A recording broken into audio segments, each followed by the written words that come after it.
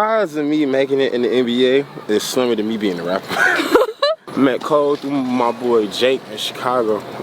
He introduced me to him. I like have beat some nigga up out here, and like that shit went viral. And motherfuckers was like, bro, I would see her break down and then go cook dinner with a smile on the face. You feel me? So it was just like, if Shawty know how to fight through all that bullshit, it's nothing for me to fight through. I got it better than 90% of 21-year-olds in the world. Van Gogh, man, Van Gogh was too hard. I mean, cut his ear off with a knife.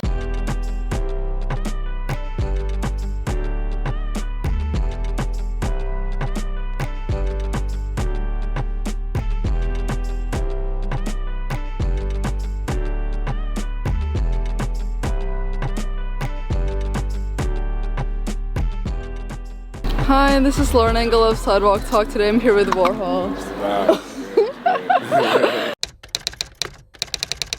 So you're born in Chicago, or? Yeah, I was born and raised in Chicago. And are your parents from there? My mom is from Chicago. My pops was born in Minnesota, but he moved to the A, Atlanta. Yeah. Yeah. So and for your most of my family from Atlanta. Yeah. And for your grandfather being a painter, like what kind of painting did he do? Oh yeah, my grandpa, he a Vietnam War vet, so he like painted like a lot of like Vietnam War shit now. Like, he got like paintings in the Vietnam War Vet Museum in Chicago. Oh wow, what's his name? William Miles. Okay, yeah. You can find it. They can find his stuff online. Yeah, that'd be cool. William Miles Sr. M-Y-L-E-S. Yeah. Did he teach you painting? Yeah. Actually, I did my first painting when I was like 2. Yeah. What was it? It looked like an abstract fish on some funny shit. And have you been painting since then? I mean, I kind of stopped, but like I started back type shit. Oh. What kind of stuff? I was drawing like comic books for like a little second, but it was really all type of shit, like contemporary shit, abstract shit. Yeah. Do you have any favorite painters? Van Gogh.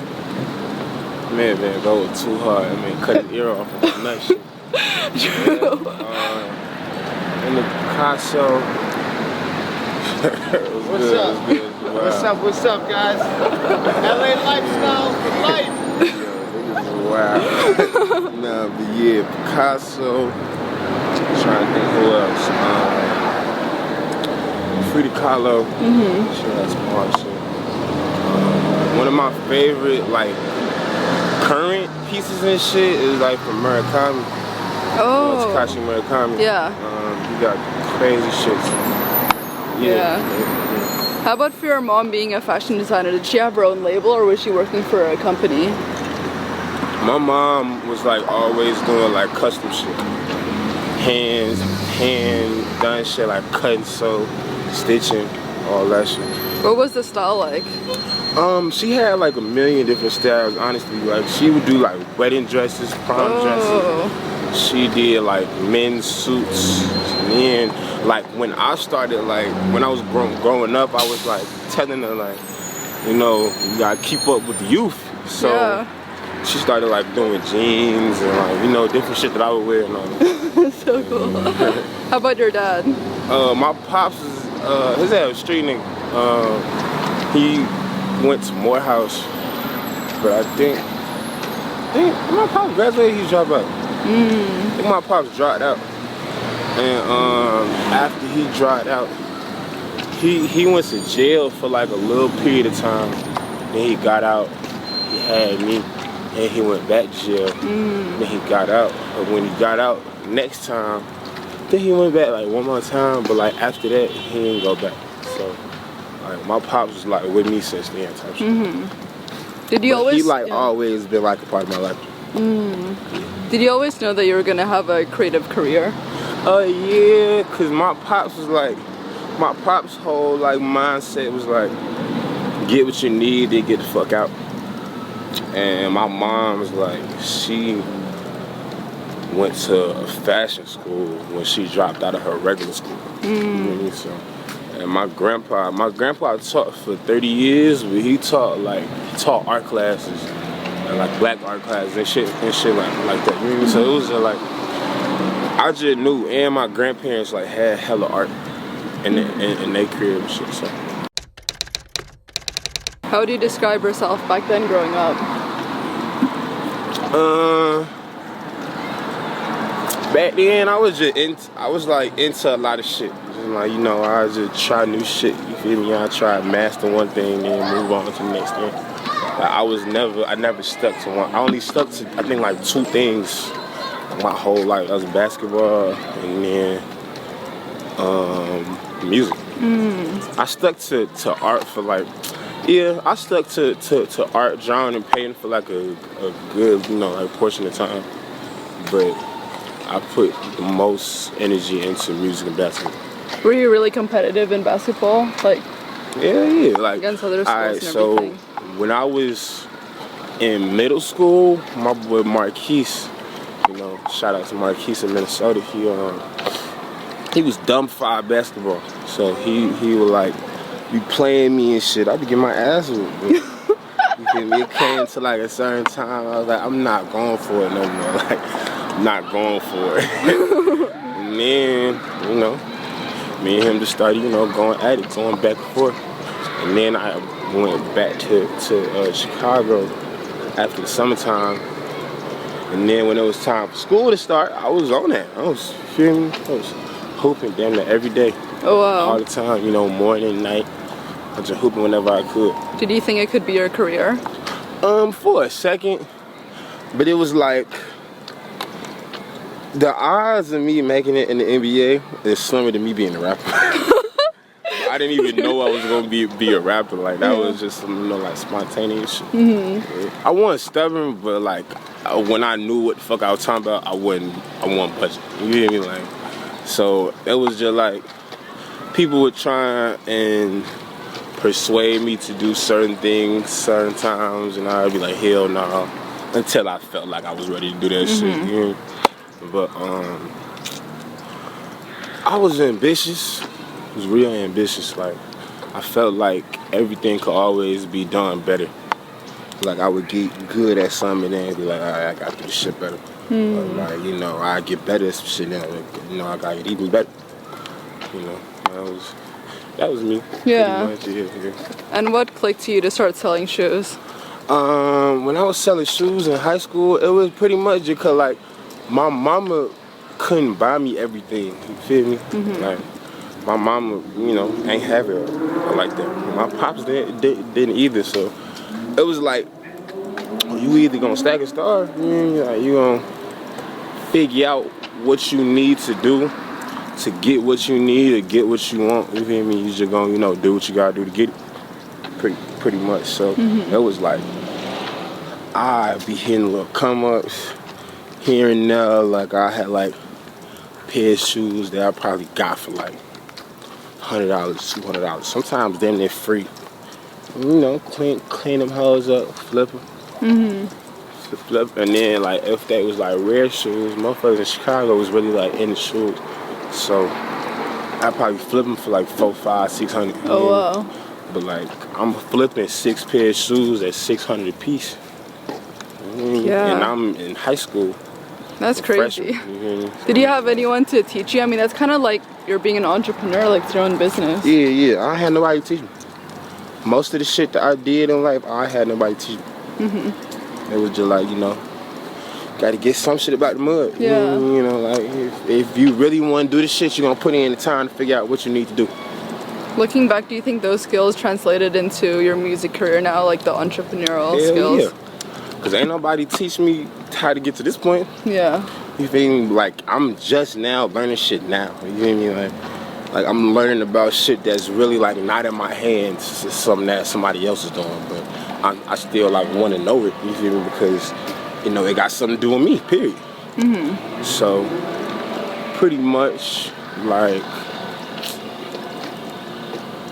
if I didn't have them skills when I was younger, I probably wouldn't be able to do a lot of shit that like I do now. Oh wow, that's impressive. Yeah, cause like, you know, it's some people that's my age that still be sheltered, you know, and they don't know what to do, you know.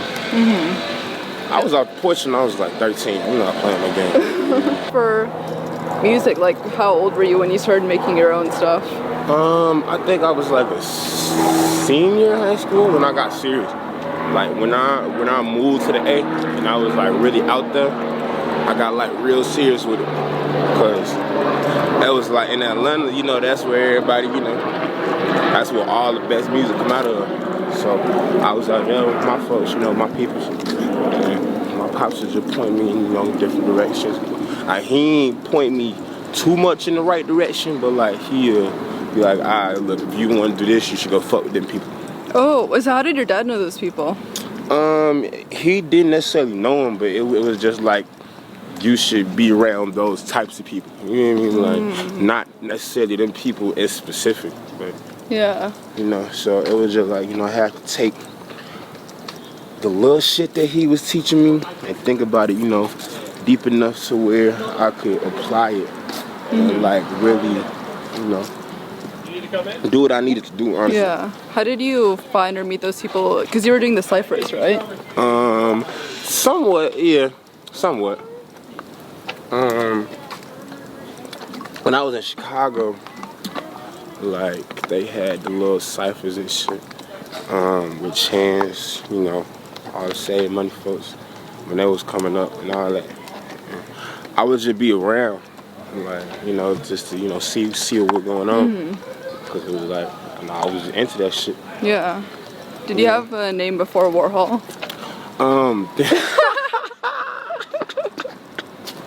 Yo, my name was Daddy G. This shit was fucking crazy. Is this stuff online? Yeah, I don't know. I don't know. I doubt it. I doubt it. But like, that shit funny as hell. Oh, God. Once I changed it to Warhol, I ain't changed it to nothing else. It was just Warhol. Yeah. And then how are you putting your music out there? Like, how long did it take until you got some momentum with your music? It really didn't take me long. Yeah, like six months for them. Yeah, it was like 5-6 months into me rapping. I'll turn that way. So like 5-6 months into me rapping. Or we can go straight. And it was just like, it's lit. I mean, it wasn't super lit, but like it was lit enough to where I was getting plays, you know. Was it, was it because of your previous connections or? I really don't know. It could be that. I mean, really what started my whole wave was like the Speed Racer video. Because after that video, like, I was just known for having the crazy visuals, you know, having the crazy videos that couldn't nobody top. Yeah. You know, I was always coming out with some new shit, always coming out with some shit to like surprise people. You know? And if you keep hitting folks with the element of a surprise, they don't know what you're gonna do next. Yeah. How did you meet Cole Bennett? I met Cole through my boy Jake in Chicago. He introduced me to him, like, I think when I made Speed Racing. And he, like, my boy Jake was just telling me, you know, like, this one the hottest in Chicago, you know, but he was coming up at the time, so it was just like, yeah, you know, you should work with him. And it's my close friend, you know, somebody that I've been knowing for like a little minute. So I was like, all right, you know, link me up with him. We linked up. Ever since we linked up that one day, sat down, had that little meeting, that was my brother. Did he already have a management by then, or a team or anyone? Cole was my management. Oh. That's how that started. Yeah. Cole was my management. Did you have any mentors or people you could talk to for advice? Twister was trying to sign me for like a cool moment, so I would always be talking to Twister. My boy Sonny Woods. Sonny Woods the reason why Twister was trying to sign me. That's, you know, just one of the Chicago legends that I was out as a like executive producing things. Being him. What other mentor? I had my granddaddy. You know, my grandpa was the one that told me to drop out of school. My grandpa, the one that taught, was the one that told me to drop out. You know, he was like, I've never seen nobody have this type of buzz this quick and this young, so yeah, you should just pursue the shit. I was like, alright, cool, come on. Did you ever feel like it was weird that you got big so quickly? Like people spend years and you just kind of like, did it ever feel surreal, or did you have? Yeah, it felt a little weird because I was still finding my sound. Yeah. Like, I didn't even know who I was yet. You feel me? Motherfuckers was just like placing labels on me, like on what type of rapper I was or what type of nigga I was. You know, like, man, I just started rapping. Hey, y'all, fuck, what the fuck I'm doing? You feel me? That shit was just hell. That shit was cool though. And then right after that song, were record labels like reaching out? Yeah, but when the labels was like reaching out, I just like I kept the like mindset of these folk don't need you. So to them, you kind of disposable. You get what I'm saying? So it was just like I wasn't trying to really like rock with too many folks because, you know, it was just like they could be on anything. You feel me? They could be fucking with people that I don't fuck with, or like they could, you know, have ulterior motives, all types of shit. But it was just like, you know, I work with it. But how did you think of that? I feel like at such a young age, like most people would be like, oh, like I just want to get signed, like I want to get money and stuff. I mean, I seen the big picture, like at a young. As a shorty, my people always was like talking to me about the big picture. And so it was just like, alright, what does that really mean? So I like when I was getting offered by labels and shit, it was just like, what can I do with this info that they gave me when I didn't get it? Where can I apply it now? Yeah. What's up, baby? What kind of stuff did they tell you? Nah, they was just like, you need to focus on the bigger picture. Not everything's as small or as big as you think it is. Some things may be the full picture. Some things may be just a piece of the pie, you hear me? So it was just like, I took that real serious. So I started, you know, applying that to, you know, my daily skills, you know, what I do on a daily basis. So I was just trying to make sure I didn't sell myself too short or think of myself too big. So. And since then you still haven't signed? Nah. Still been on my independent shit. I got distribution with Empire, shout out to them. But I really just was on some like, until somebody come at me with the right deal, you feel me, then I'm straight. Cause it was just a whole lot of like, those deals getting thrown, but a lot of the folks that I knew that signed their deal had to end up renegotiating their deal after they got big. Yeah, so true. How did you meet Rich the Kid? I met Rich through Dex. Oh. Yeah, Dex introduced me to Rich one time. You know, he was like, yeah, it's my CEO, blah, blah, blah. So I was just talking to him, I was just rocking with him. I was like, shit, he cool nigga. How about Dex? How did you meet him? I met Dex through Cole. Like Cole was like just giving me plenty of little, you know, connections and shit. So he plugged that down in quick as hell. Like he plugged that shit in, and I think I went to the studio with him probably like a week after, or like matter of fact, no, it was probably I think 2 days after. Oh, wow. Actually. You know, Dex was just, he a real loving nigga, you feel me? He be showing love to everybody that show love to him, you know. How did you meet Val? I met Val through my nigga Uno. I met Uno in the A when I first started rapping. That was one of the first niggas I was like, yeah, keep doing this shit. So, and Val managed Uno. So, that kind of like, you know, that was just a plug-in connection touch. What are your inspirations behind chest pain? Honestly, my inspirations, like, with chest pains was just to come with some sounds these folks ain't heard from me type shit. You know, like, everybody can continue what they did because they feel like if it ain't broke, don't fix it. but sometimes with shit get old. You know what I'm saying? Yeah. Like shit be getting old, especially to the person that's making it. Like you gotta continue to evolve yourself to not get bored with something. Like me, I can't just continue to do one thing and expect the same outcome. Like that's the definition of being crazy. Doing the same thing, expecting the same outcome. I mean, expecting a different outcome. You feel me? So it's like, how can you keep making the same music and just expect that shit to blow up one day? Yeah. Like, yes, my shit blew up, but I'm trying to go past what I did. You know what I mean? Like, elevation is everything. What are your inspirations behind your fashion style? It's a mix of streetwear and Or and anyone high you look fashion. up to? Let's see. I think Rocky got a good style. Definitely one person that inspired me to put the streetwear shit on. Rocky had me looking at a whole bunch of different brands and shit. But you got Rocky. In terms of fashion, you know about Dapper Dan? Yeah. Nigga from Harlem. Yeah, that nigga was the nigga that made me start fucking with the high fashion. Dapper Dan, nigga, was crazy. My pops put me on there. So, Oh, wow. yeah, I was like watching his shit with all the suits and shit. That man was dripping crazy. Right. Him, in terms of crazy drip, like off the wall fits, like that man Thug just was like putting on anything.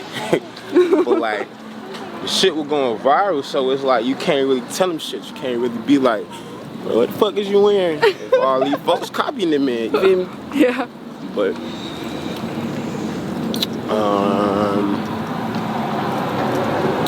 Skepta, So cool. Theophilus London. Theophilus, I remember I like had a convo with him when I like first started rapping type shit, like on like Twitter type shit. Wow. But I think I like met him like a couple months ago. And it was like I ain't mentioned the conversation because I forgot about it. It was funny as hell. How would you say your music has changed compared to the early songs you made? There's a bunch of different shit. Like I got different vibes. I mean, like I'm just coming with different shit.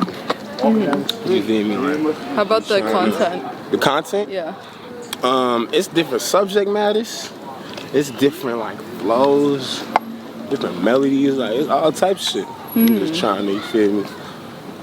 I'm trying to evolve as an artist, evolve as a person. You feel me? Like I'm still young, so to me, my fans growing with me is, you know, one of the best things for me. Like I'm gonna continue to get new fans, but those that stuck with me since I was younger, them is the ones that's gonna be the most proud of me. Because I grew with them. Shit, they was fucking with the music that I was making then. I don't even like that shit. That shit was just crazy. So gotta pay homage. Gotta show gotta show love to folks. How would you say you've grown as a person compared to when you were younger? As a person, Yeah. I do way less bullshit. I take things seriously. Like, I don't think everything play. Because I used to just be like nonchalant everything. I mean, like I am now, but I'm more nonchalant, serious type shit. Like if it don't mean shit to me, I'll be nonchalant with it. But if it means something to me, I'll be pretty serious with it. What was the turning point for that? They decided to take things more seriously. I think I like have beat some nigga up out here, and like that shit went viral. And motherfuckers was like, bro, you famous, you can't keep beating niggas up. Mind you, I'm fresh, like I'm 19, like fresh turned 20 type shit when that shit happened. It was like last year. And like people just telling me like, bro, you famous. People look at you as a public figure. You can't be out here beat niggas up on camera and then going viral. And me, I was still in my little Chicago mindset. I'm like, bro, what the fuck is y'all talking about? I'm famous. What the hell y'all talking about? You know, shit got serious. Yeah. Like, all right. For real. What would you say have been your biggest challenges so far in life? Biggest challenges, I